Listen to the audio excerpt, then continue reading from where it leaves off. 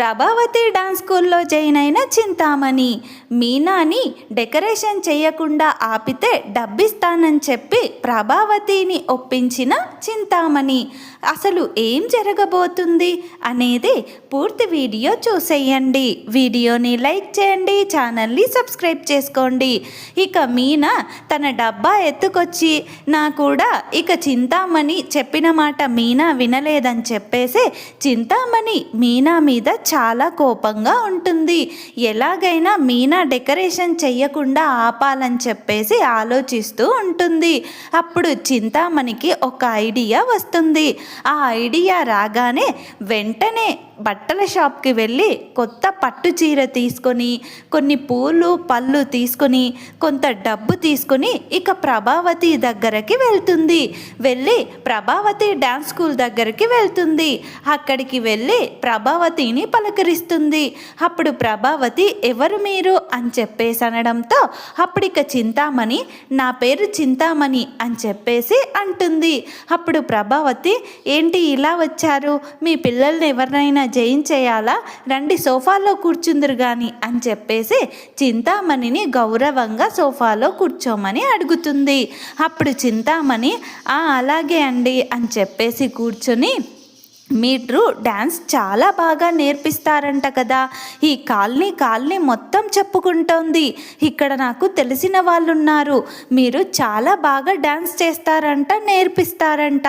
అందుకే అదంతా విని మీరు ఎలా ఉంటారో, మీరు డ్యాన్స్ ఎలా నేర్పిస్తారో అని చెప్పేసి ఇక్కడికి వచ్చాను.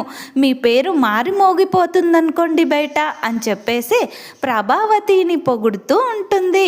ఇక అప్పుడు ప్రభావతి పొంగిపోతూ ఉంటుంది. ఇక ఇంతలో ప్రభావతి అవునా అని చెప్పేసి అవును నేను చాలా బాగా డాన్స్ నేర్పిస్తాను అని చెప్పేసి అంటుంటే ఇక పక్కనే ఉన్న కామాక్షి ఉండి అవును మా వదినకి చిన్నప్పటి నుంచి డాన్స్ అంటే చాలా ఇష్టం, తను ఈ సాంప్రదాయ డాన్స్ నేర్చుకుంది కాబట్టి పిల్లలకి కూడా నేర్పిద్దామని చెప్పేసి ఇలా డాన్స్ స్కూల్ పెట్టింది అని చెప్పేసి చెప్తుంది.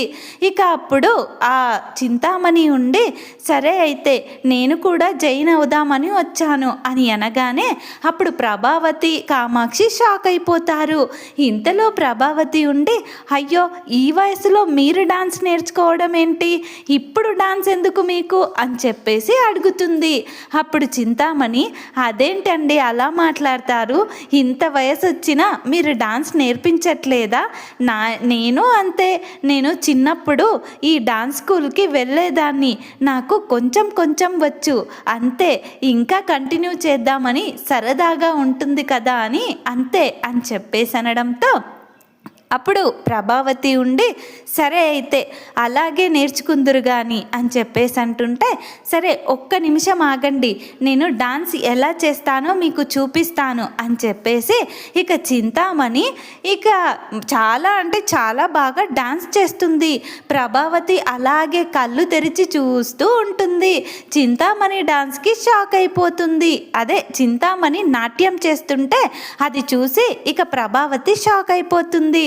ఇక డాన్స్ అయిపోగానే ప్రభావతి చప్పట్లు కొడుతూ మీరు చాలా బాగా చేస్తున్నారు, మీరు దాదాపుగా నా అంత నేర్చుకున్నట్టే అని చెప్పేసి అనడంతో అప్పుడు చింతామణి లేదు నాకు ఇంకా రావాలి, నేను సరదాగా నేర్చుకుందాం అనుకుంటున్నాను, నేను రేపటి నుంచి మీ డాన్స్ స్కూల్కి రావచ్చా అని చెప్పేసి అడుగుతుంది.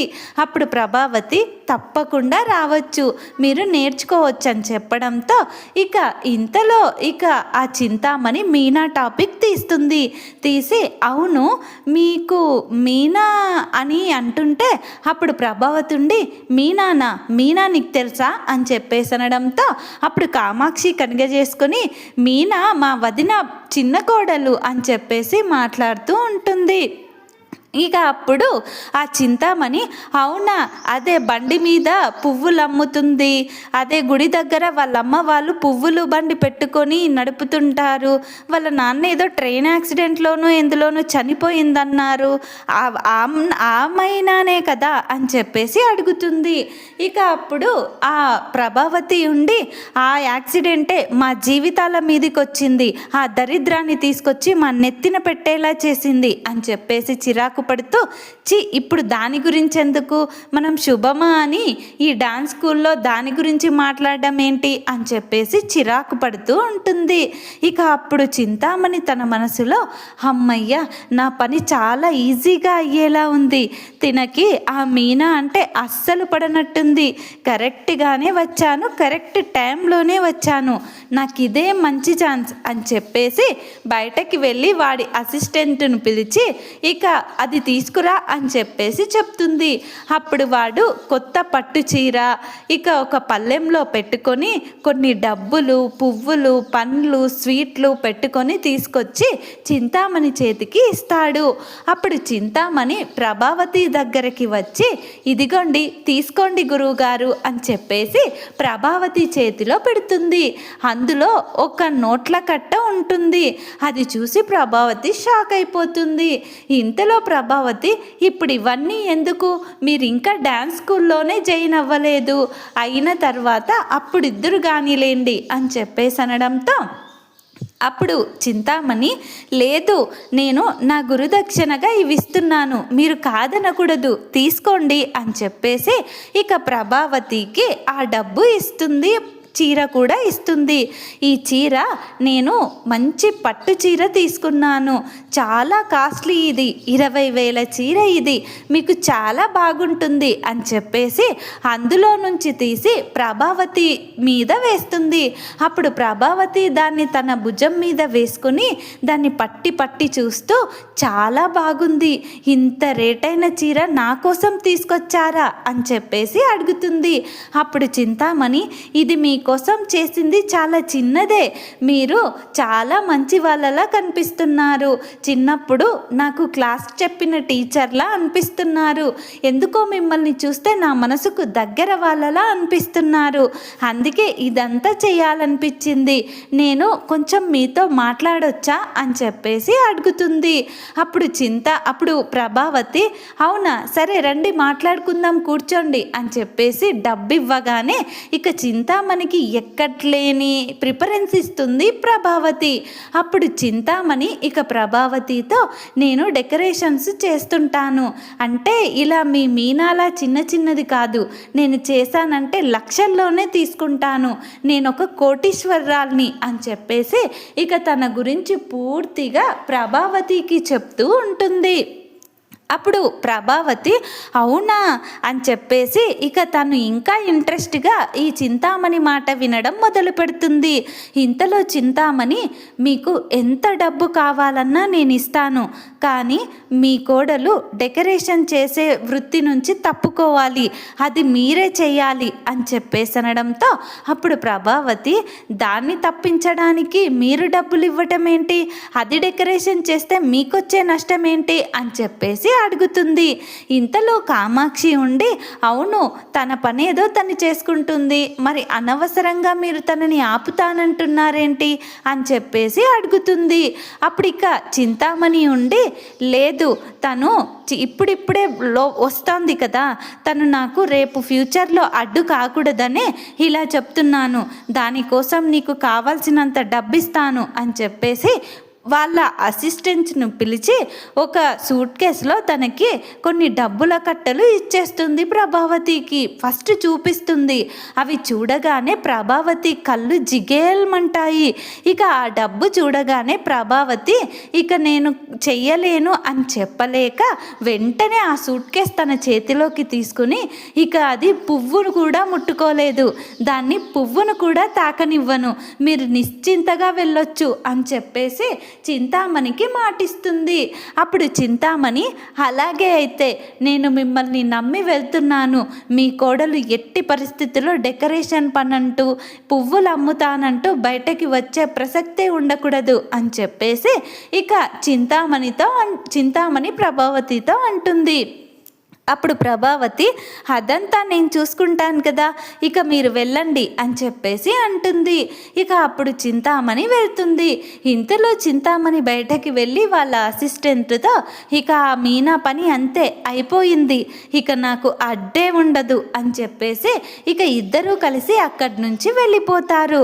ఇంతలో ఇక కామాక్షి ప్రభావతితో, వదిన నువ్వు చేస్తున్నది కరెక్ట్ కాదు వదిన, పాపం బాలు మీనా ఇద్దరూ కష్టపడితేనే కదా వాళ్ళ జీవితం బాగుపడేది, ఈ మాత్రం డబ్బులకి చూసుకుని మీనా వాళ్ళ జీవితం మీద కొడతావా చెప్పు, బాలుగాడు కూడా నీ కొడుకే కదా, ఇలా చేయడం కరెక్ట్ కాదనిపిస్తోంది వదిన, రేపు బాలుగాడికి ఈ విషయం తెలిసిందనుకో, ఇక బాలుగాడు అన్నయ్యతో చెప్పకుండా ఊరుకోడు, నీ పరిస్థితి ఎలా ఉంటుందో ఒకసారి ఆలోచించు, ఇంతకు ముందుకే అన్నయ్య ఎన్నో తిప్పలు పడితే కానీ నిన్ను క్షమించలేదు, ఈసారి నిన్ను ఇంట్లో కూడా ఉండనివ్వడు, నా మాట విని ఆ డబ్బులు తిరిగి ఇచ్చేసి వాళ్ళ బ్రతుకు వాళ్ళని బ్రతకనివ్వు వదిన అని చెప్పేసి కామాక్షి అంటుంది.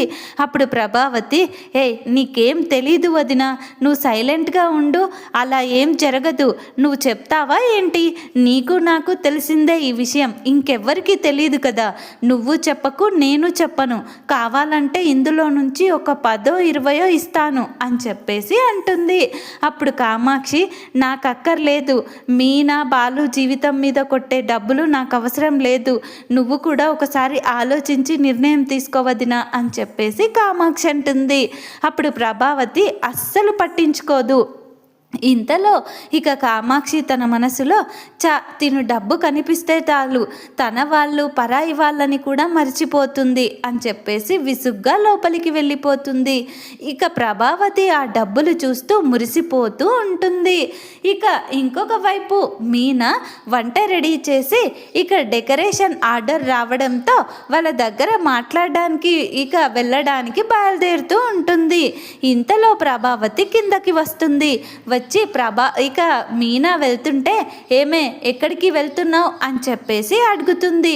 అప్పుడు మీనా, నాకు ఒక ఆర్డర్ వచ్చింది అత్తయ్య, దానికి సంబంధించి వాళ్ళకి డెకరేషన్స్ డిజైన్స్ చూపించి రావాలి, వాళ్ళకి ఏ డిజైన్ నచ్చిందో దానికి తగ్గట్టుగా పువ్వులు కొనుక్కొని దాన్ని ప్రిపేర్ చేయాలత్తయ్య, వంట రెడీ చేశాను అక్కడే ఉంది, మామయ్యకి ఆల్రెడీ పెట్టేశాను తినేశాడు, ఇక మీరు వడ్డించుకొని తినేయండి, అంతా పనులు చేశాను వెళ్తున్నానత్తయ్య అని చెప్పేసి అనడంతో అప్పుడు ప్రభావతి ఉండి, నువ్వెక్కడికి వెళ్ళడానికి వీల్లేదు, నువ్వు ఇంట్లోనే ఉండాలి అని చెప్పేసి అంటుంది.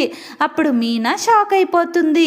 ఇక అప్పుడు మీనా, ఏంటి ఏమన్నారు, నేనెందుకు బయటకు వెళ్ళకూడదు అని చెప్పేసి అంటుంది. అప్పుడు ప్రభావతి, అవును వెళ్ళకూడదు, ఇది అత్తగా నా ఆర్డర్, నువ్వు ఈ ఇంట్లో ఉండాలనుకున్నా, నీ భర్తతో కలిసి ఉండాలనుకున్నా, మా అందరితో కలిసి ఉండాలనుకున్నా నువ్వు ఆ డెకరేషన్ పనులు ఆపేయాలి, ఇంట్లోనే ఉండాలి, బయటకి వెళ్ళకూడదు అని చెప్పేసి ప్రభావతి మీనాని శాసిస్తుంది. అప్పుడు మీనా, ఎందుకు ఉండాలి, నీ మిగతా కోడళ్ళని కూడా ఇంట్లోనే ఉంచండి, అప్పుడు నేను కూడా ఉంటాను, వాళ్ళు బయటకు వెళ్ళొద్దు, నేను బయటకు వెళ్ళను, ఇక నా నిర్ణయం కూడా వినండి, రేపటి నుంచి ఇంటి పనులు కూడా అన్నీ నేను చెయ్యను, ముగ్గురు కోడళ్ళం కదా, ముగ్గురం సమానంగానే చేస్తాము, ఒకరోజు నేను చేస్తాను, ఒకరోజు వాళ్ళని చేయమను, అలా అయితే అప్పుడు తెలుస్తుంది మీకు నా విలువ అని చెప్పేసి మీనా అంటుంది. అప్పుడు ఇక ప్రభావతి, ఏంటే నోరు లేస్తోంది, వాళ్ళు లక్షలు లక్షలు కట్నం తీసుకుని వచ్చారు, నువ్వు తెచ్చావా అని చెప్పేసి అడుగుతుంది. అప్పుడు ఇక మీనా మాటకి మాట చెప్తూనే ఉంటుంది. అప్పుడు మీనా ఉండి, మరి నీ పెద్ద కోడలు పెద్ద కొడుకు లక్షలు మింగారు కదా, మేము అది మింగలేదని అడగట్లేదేంటి, వాళ్ళు లక్షలు మింగారు మీరు కూడా మింగండి అని మాకు చెప్పట్లేదేంటి, అయినా నన్ను అడ్డుకునే వీలు మీకు లేదు, నా భర్త అడ్డుకుంటే ఉంటాను కానీ ఇంకెవ్వరు చెప్పినా నేను విన్నను, వినేదే లేదు, నేను వెళ్తున్నాను అని చెప్పేసి అనడంతో అప్పుడు ప్రభావతి, నీకెంత ధైర్యమే, నా మాటే కాదని వెళ్తావా, ఆగు అని చెప్పేసి మీనా చెయ్యి పట్టుకొని లోపలికి లాగి మీనా మీనాని కొట్టడానికి చెయ్యెత్తుతుంది. ఇంతలో సత్యం అక్కడికి వస్తాడు. ఇక అప్పుడు సత్యం, ఏంటి, ఏం జరిగింది అమ్మ మీనా, ఏమైంది అని చెప్పేసి అనడంతో అప్పుడు మీనా, మామయ్య నేను డెకరేషన్ ఆర్డర్ వస్తే అన్ని పనులు చేశాను, అన్నీ రెడీగా వంట అంతా సిద్ధం చేసి పెట్టి వెళ్తున్నానని చెప్తున్నాను. అత్తయ్య మాత్రం వెళ్ళొద్దని నన్ను అడ్డుకుంటున్నారు.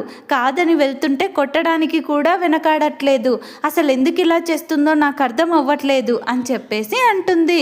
అప్పుడు సత్యం, ప్రభా తను వెళ్తే నీకేం నష్టం అవుతుంది? తను వెళ్తుంది, తన కాళ్ళ మీద తను నిలబడాలి, తన భర్త తను నిలబడి ఇల్లు కట్టుకోవాలి. ఎన్ని రోజులని వాళ్ళు ఇలా హాల్లో పడుకుంటారు అని చెప్పేసి ఇక సత్యం సీరియస్ అవుతాడు. అయినా ఇద్దరు కోడళ్ళు వెళ్ళగలేనిది తిని వెళ్తే వచ్చిన నష్టం ఏంటి? ఇద్దరిని ఇంట్లో ఉంచు, తను అడిగింది తప్పేముంది, తను అడిగింది న్యాయమే కదా అని చెప్పేసి సత్యం కూడా అంటాడు. ఇక అప్పుడు ప్రభావతి ఎవ్వరు చెప్పినా ఈ విషయంలో వినేదే లేదు. మీనా బయటకు వెళ్ళడానికి వీల్లేదు, ఇంట్లోనే ఉండాలి అని చెప్పేసి అంటుంది. ఇక మీనాకి చిన్న చిన్నగా డౌట్ వస్తోంది. ఇన్ని రోజులు వెళ్తుంటే అడ్డుకొని అత్తయ్య గారు ఈరోజు ఎందుకు అడ్డుకుంటున్నారు అని చెప్పేసి తనకి అనుమానం స్టార్ట్ అవుతుంది. ఇక ఇంతలో బాలు ఇంటికి వచ్చేస్తాడు. ఇక ఇప్పుడు మొదలవుతుంది అసలు రచ్చ. ఇక బాలు వచ్చి, ఏంటి ఇంట్లో డిస్కషన్ ఏంటి అని చెప్పేసి అడుగుతాడు. అప్పుడు మీనా ఇక బాధపడిపోతూ తల వంచుకొని కళ్ళల్లో నీళ్లు తిప్పుకుంటూ ఉంటుంది. అప్పుడు ఇక బాలు, మీనా ఏం జరిగింది మీనా, ఎందుకు అలా ఉన్నావు? మా అమ్మావతి ఏమైనా అందా? నాన్న ఏం జరిగింది ఇక్కడ అని చెప్పేసి అడుగుతాడు. అప్పుడు సత్యం ఉండి, ఏం లేదు లేరా, వదిలే అమ్మ మీనా, నువ్వు వెళ్ళి ఆ ఆర్డర్ ఏందో చూసుకుని రాపో అని చెప్పేసి అనడంతో అప్పుడు ప్రభావతి, ఏంటి వీడేమైనా పెద్ద పుల్ల లేదా ఎమ్మెల్యే సీఎమ్మా వీడికి భయపడడానికి? అది ఇంట్లో నుంచి బయటకి వెళ్ళడానికి వీల్లేదు, అది ఇంట్లోనే ఉండాలి అని చెప్పేసి పట్టుపడుతుంది. ఇక అప్పుడు బాలు, ఎందుకు వెళ్ళకూడదు? నువ్వెవరు తనని వెళ్ళొద్దని ఆపడానికి? ఎన్నడైనా తనని కోడలిలా చూసావా లేదా కూతురులా చూసావా? కనీసం మనిషిలా అయినా చూసావా? తన మీద ఈ ఇంట్లో నాకు నాన్నకు తప్ప ఎవ్వరికీ హక్కు లేదు, తనని అనడానికి వీల్లేదు. భర్తలా తన మీద నాకు హక్కు ఉంది, తండ్రిలా నాన్నకి తన మీద హక్కు ఉంది. ఇప్పుడు నాన్న తనని వెళ్ళొద్దంటే ఆపేస్తాను తప్ప ఎవరు పడితే వాళ్ళు నా పెళ్ళాన్ని వెళ్ళొద్దు, అది చెయ్యి ఇది చెయ్యి అని చెప్తే చేతులకు గాజులు తొడుకొని ఇక్కడ కూర్చుని లేను నేను. అస్సలే ఒప్పుకోను. మీనా ఎక్కడికైనా వెళ్తుంది, టైంకి ఇంటికి వస్తుంది. ఒకవేళ లేట్ అయినా సరే నేను వెళ్ళి తీసుకొచ్చుకుంటాను, అంతే తప్ప తనని ఇంట్లోనే ఉండి నీకు చాకిరీ చేస్తూ ఉండమంటే ఊరుకునేదే లేదు. ఇక నుంచి నీ కోడళ్ళతో చేయించుకో, ఇక నుంచి మీనా వంట పనులు కూడా చెయ్యదు అని చెప్పేసి బాలు కూడా ఖరాఖండిగా చెప్పేస్తాడు. ఇక అప్పుడు ప్రభావతి చేసేదేమీ లేక ఇక ఎక్కడలేని కోపంతో, అంటే ఇప్పుడు ఏమంటున్నావు, నా మాట కాదని దాన్ని బయటకి పంపిస్తానంటావా అని చెప్పేసి బాలు మీద గొడవ పడుతుంది. ఇక అప్పుడు బాలు, నాకొక్కటే డౌట్ అమ్మావతి, ఇన్ని రోజులు లేనిది ఇప్పుడు స్పెషల్గా మీనాని బయటకు వెళ్ళొద్దని చెప్తున్నావేంటి, ఏంటి సంగతి అని చెప్పేసి అడుగుతాడు. ఇక అప్పుడు మీనా, ఏముంది ఆ చింతామణి అత్తయ్య గారిని కలిసినట్టుంది కదత్తయ్య గారు అని చెప్పేసి మీనా అంటుంది. అప్పుడు ప్రభావతి కొంచెం తడబడుతుంది. ఆ తడబాటుని బాలు క్యాచ్ చేస్తాడు. ఓహో ఇదన్నమాట మ్యాటరు. అమ్మావతి నిన్ను ఆ చింతామణి వచ్చి కలిసిందన్నమాట. అందుకే ఈరోజు మీనా వెళ్ళకూడదని నువ్వు గట్టిగా అడ్డుకుంటున్నావు. మీనా నీ బ్రెయిన్ చాలా గొప్పది, మీనా నీ తెలివి చాలా గొప్పది, నువ్వు చాలా తెలివైన దానివి. అవును మా అమ్మని ఆ చింతామణి కలిసి ఉండాలి, అందుకే నిన్ను వెళ్ళొద్దని పట్టుబడుతోంది. ఎందుకంటే నువ్వు వెళ్ళి డెకరేషన్స్ చేస్తే డెకరేషన్స్ అన్నీ నీకే వస్తున్నాయని, ఆ ఆర్డర్స్ అన్నీ నువ్వు చేసి ఎక్కడ ఎదిగిపోతావో అని ఆ చింతామణి భయపడి అమ్మకు ఇంతో అంత డబ్బిచ్చి నిన్ను వెళ్ళకుండా ఆపమని చెప్పుంటుంది కదా అమ్మావతి అని చెప్పేసి అంటాడు. ఇక అప్పుడు ప్రభావతి కొంచెం వణికిపోతుంది. ఇక అప్పుడు సత్యం ఉండి ఏంటి ప్రభా వాడు చెప్తున్నది నిజమేనా అని చెప్పేసి అనడంతో అప్పుడు ప్రభావతి ఏంటండి మీరు వాడి మాటలు పట్టించుకుంటున్నారు, అసలు నాకు ఆ విషయం గురించి ఏమీ తెలీదు, అసలు వీడు చెప్పిందంతా పట్టించుకుంటారేంటండి, ఆ చింతామణి ఎవరో కూడా నాకు తెలియదు అని చెప్పేసి ఇక ప్రభావతి చెప్తుంది.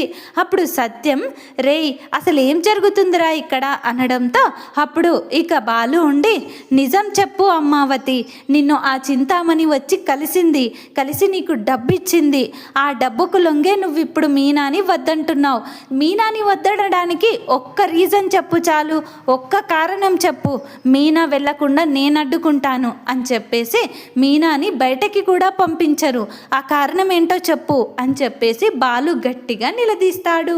ఇక ఇంతలో సత్యం ఉండి వాడు చెప్తుంటే నాకు కూడా నిజమే అనిపిస్తోంది ప్రభా, ఇలాంటివి నువ్వు ఎన్ని చేయలేదు, డబ్బిస్తానంటే నన్ను కూడా చంపే రకం నువ్వు, నిజం చెప్పు, నిజంగానే ఆ చింతామణి నిన్నొచ్చి కలిసిందా అని చెప్పేసి అడుగుతాడు.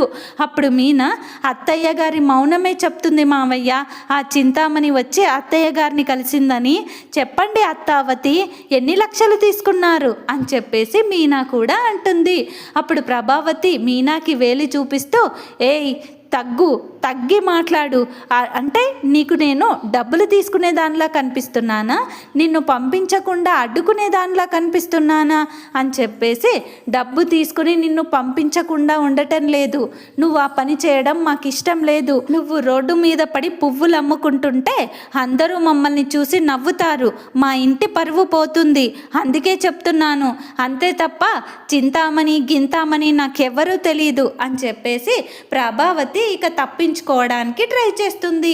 అప్పుడు మీనా ఉండి అదే అత్తయ్య నేను ఇన్ని రోజులు అమ్ముతున్నా లేనిది ఈరోజు కొత్తగా ఎందుకు అడుగుతున్నారు, మర్యాదగా చెప్తారా, ఇప్పుడే ఆ చింతామణిని 4 తన్ని ఇక్కడికి లాక్కొచ్చి నిజం చెప్పించమంటారా అని చెప్పేసి మీనా చాలా సీరియస్ అవుతుంది. అప్పుడు ప్రభావతి ఇక చేసేదేమీ లేక మీ ఇష్టం వచ్చినట్లు చావండి అని చెప్పేసి ఇక తన రూమ్లోకి వెళ్ళిపోతుంది. ఇక ఇంతలో బాలు చూసావా నాన్న, నిజం ఎక్కడ తెలిసిపోతుందో అని అమ్మ ఈ మ్యాటర్ని మధ్యలోనే వదిలేసి వెళ్ళిపోతుంది, అంటే ఆ చింతామణి అమ్మని కలిసింది నాన్న, కలిసి అమ్మకి డబ్బు ఆశనైనా చూపించుండాలి లేదా డబ్బైనా ఇచ్చుండాలి అని చెప్పేసి ఇక బాలు అంటాడు. అప్పుడు సత్యం ఈ విషయాలన్నీ ప్రూఫ్తో సహా తెలుసుకుందాంరా, అప్పుడు చెప్తాను మీ అమ్మ సంగతి అని చెప్పేసి సత్యం అంటాడు. మరి బాలు అసలు ఏం చెయ్యనున్నాడు?